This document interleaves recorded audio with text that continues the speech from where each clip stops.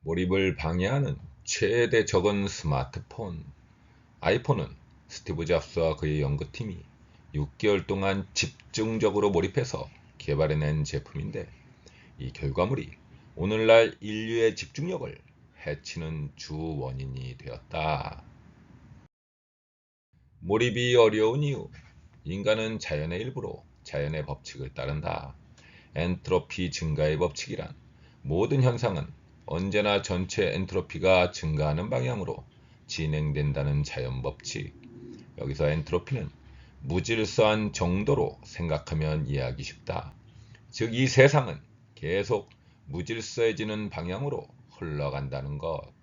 우리가 집중된 상태에서 산만한 상태로 가는 것은 매우 자연스러운 현상이며, 몰입, 집중보다 멍하게 있는 것이 쉬운 이유. 놀라운 사실은 인간은 엔트로피를 낮추고자 노력한다. 세상의 전체 엔트로피는 계속 증가하는 방향으로 진행되지만, 인간을 포함한 생명체가 생명 현상을 유지하려는 노력은 부분적으로 엔트로피를 낮추는 활동이다. 살아있는 상태보다 죽은 상태가 엔트로피가 높은 상태이므로 인간은 결국 죽는다. 하지만 우리는 노화를 지연시키고 건강을 유지하기 위해 노력한다.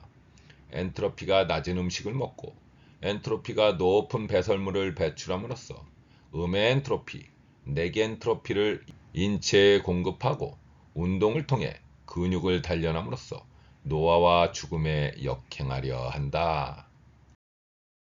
엔트로피의 물리적 의미는 확률. 엔트로피 법칙은 전체 확률은 언제나 증가한다는 의미이고, 확률이 낮은 상태에서 높은 상태로 변화한다는 뜻. 우리가 어떤 일이 어렵다고 말하는 것은 그 일이 현실에서 구현될 확률이 낮음을 말한다. 고부가 가치 상품을 만들고 산업을 고도화시키는 것, 공부를 잘하는 것, 창의적이고 혁신적인 아이디어를 내는 것, 큰 돈을 버는 것 등 모든 낮은 확률 상태, 즉 엔트로피가 낮은 상태를 구현하는 것. 생명체는 정보 처리를 통해 엔트로피를 부분적으로 낮출 수 있다. 이는 정보가 확률을 바꿔주는 요소임을 뜻한다. 우리가 길을 헤맬 때 내비게이션을 사용하면 올바른 주행로를 파악할 수 있다. 내비게이션에 의한 정보가 길을 찾을 확률을 올린 것. 책을 읽거나 강의를 듣거나 공부를 해서 지식을 습득하는 행위 등은 정보를 저장하는 행위다.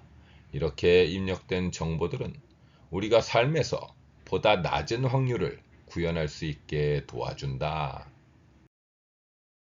외부에서 인위적인 힘을 기울이면 물을 밑에서 위로 끌어올릴 수 있다.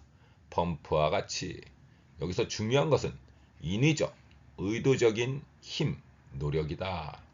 몰입은 의식의 엔트로피가 높은, 확률적으로 구현하기 쉬운 상태, 즉 산만한 상태를 의도적인 노력으로 엔트로피가 낮은, 확률적으로 구현하기 어려운 상태, 즉 고도의 집중된 상태로 만드는 정신적 활동이라 할 수 있다. 타락과 혼돈을 막는 방법. 엔트로피 법칙에 의해 무질서한 세상으로 변하는 것, 즉 엔트로피가 증가하는 타락과 혼돈으로 변하는 것은 자연스러운 현상이다. 하지만 변화의 속도는 인간의 감소 노력으로 상당히 지연시킬 수 있다. 즉, 특별한 노력을 하지 않으면 타락과 혼돈의 길로 쉽게 빠진다.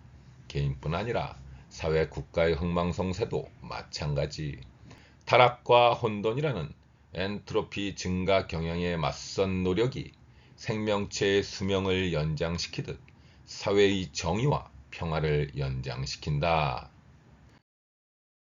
인생에서 가치 있는 것은 모두 오르막이다. 인생에서 가치 있는 것, 당신이 소망하고 이루고 싶은 것, 당신이 누리고자 하는 것은 모두 오르막이다. 문제는 사람들 대부분의 꿈은 오르막인데 습관은 내리막이라는 사실. 우리가 꿈을 실현하려면 엔트로피를 낮춰야 하는데, 우리의 습관은 엔트로피를 증가시키는 경향을 보인다. 삶에서 성공을 이룬 거의 모든 사람들은 오르막길을 오른 사람들. 인생에서 가치 있는 것들은 이 오르막길의 정상에 있다. 근데 우리는 본능적으로 오르막길을 싫어하고 내리막길을 가고 싶어 한다. 엔트로피적으로 자연스러운 현상이다. 그래서 성공이 어렵다. 뇌과학적 인간의 호감과 비호감. 우리가 즐거움 혹은 고통을 느끼는 경험을 하면 우리 뇌 편도체에서 감정의 세기를 계산한다. 그리고 그 계산 결과값을 전두엽에 저장한다. 이후 우리는 전두엽에 저장된 기억을 바탕으로 고통을 최소화하고 쾌락을 극대화하여 보상이 가장 큰 방향으로 행동한다. 이런 기억작용에 의해 우리는 어떤 것에 호감을 갖거나 비호감을 갖는 것. 만일 등산을 하다가 너무 힘들어 중도 포기하고 내려왔다면 이 사람은 등산 이퀄 고통이라는 값이 머릿속에 입력된다. 뇌과학적 인간의 동기부여 시스템. 어떤 사람은 오르막의 어려움을 참고 산 정상에 오른다.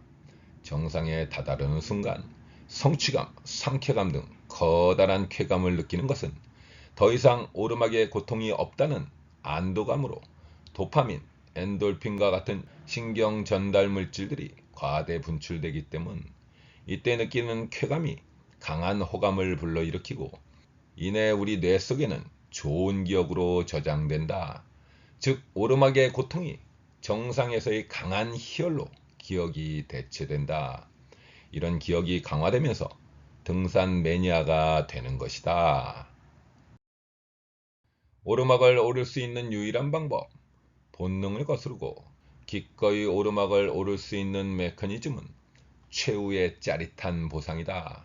반드시 오르막 혹은 힘든 시간 후에는 짜릿한 성공을 경험하는 것으로 마무리되어야 한다.